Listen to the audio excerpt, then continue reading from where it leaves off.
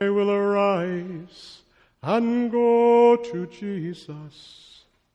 He will embrace me in his arms, in the arms of my dear Savior.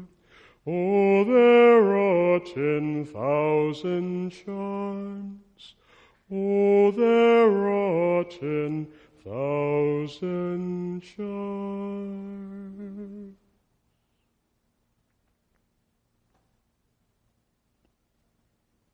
We are very busy people. You ever been so busy when you stop? What do you want to do? You want to fall asleep because you're so busy.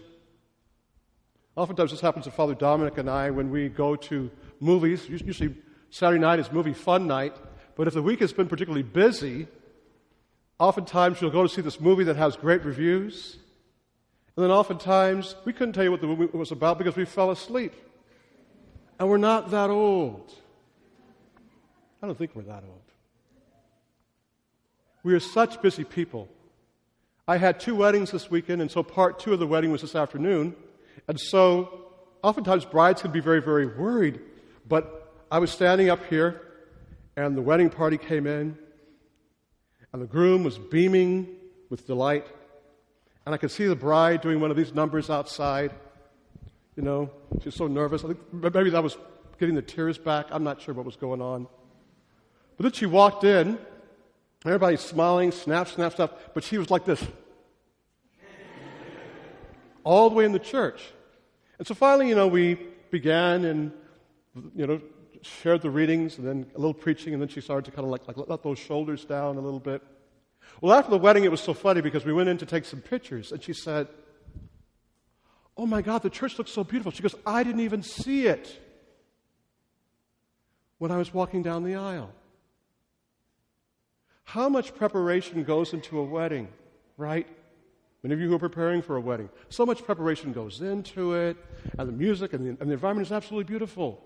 But it's very easy because we could be so stressed out and so tired and so worried not even to see it. The point of this evening's readings are very, very simple, but very important. It's talking all about vanity. And so oftentimes when we think of vanity, we think that vanity is something outside of ourselves. Oh no, people of God. Vanity so oftentimes is about self-protection, self-preservation. I don't want to risk. I don't want to try because I might get hurt. And so I protect myself with a mirror of vanity. That's what that first reading was all about. And if we do that, we can even miss God's call. And that was what was happening in that gospel reading. This man, it said he had a very abundant harvest. Abundant harvest. Have you ever had such an abundant harvest? I think you see poor people all the time. But we're too tired, right, to think about, well, maybe I can share this. Because even sharing sometimes takes too much energy, right? Ever had that feeling? It's Monday morning, you've had a crappy weekend, and you're still in that bad mood, and everybody in the office is friendly, and you're thinking, how can I avoid these folks? I don't want anybody to say hello to me. I don't want anybody to ask me how my weekend was, because I might have to be friendly.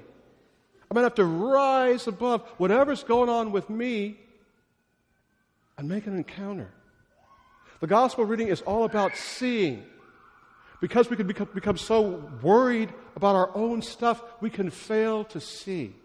And I'm not trying to suggest by any stretch of the imagination that we don't have problems. We do. But sometimes our problems can even be solved if we're generous. That's what the gospel reading is. If time and time again being vain and selfish and self-centered is not working, change the channel. Ever tried that? Changing the channel? Oh my God, what might be on that channel? Sometimes we have to change the channel to be invited into deeper life, and that's what the gospel reading is all about. It didn't even occur to this guy to share because that took too much energy. And sometimes you and I exhaust ourselves, I'm saying you and I exhaust ourselves by being so darn busy that we don't live. We have nothing left in our life for living. And then we wonder why sometimes our relationships aren't what they could be. The gospel reading tonight is all about this. Take a breath. Every time I have a wedding with couples, it's great. They don't breathe. They get up there and they're smiling and looking all pretty, but they don't breathe. I go, breathe, breathe, breathe. And then eventually they do breathe. And when we breathe, what happens? The oxygen rises to our brains and we can focus and we can look around. The most natural thing to us, and we don't do it.